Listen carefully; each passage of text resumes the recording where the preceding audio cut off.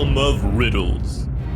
One cloudy afternoon, your grandfather takes you out for a walk. Suddenly, the clouds get darker and it starts to rain. You too don't have an umbrella and don't have a hat or a hoodie. Both of your clothes are soaked, but surprisingly, your grandfather does not have any hair on his head that got wet, when in fact your hair is completely wet. How is this possible? Pause the video now to solve the riddle for yourself. This is a bit of a tricky riddle. Here is your grandfather.